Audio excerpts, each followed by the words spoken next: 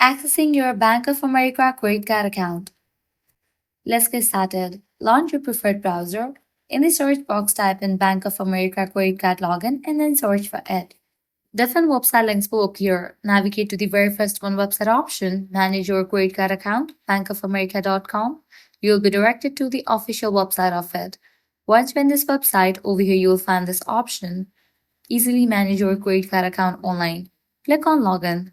With that, you will be directed to the login page. Now from here you can easily get access to your account.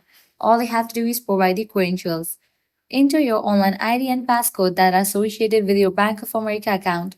If you don't have an online banking account, click Enroll to set up one. Follow the prompts to enter your personal information, including your credit card details, to create an online banking profile. If you want to save your login info, check in for the option of Save ID. If you have forgotten the ID or the password, you can click on this option to recover it. Once you provide all the details, click on Login, and just for that, you'll be logged into your account. Once logged in, you can easily get access to your credit card section. By following these steps, you can efficiently manage your Bank of America credit card account online or via the mobile app.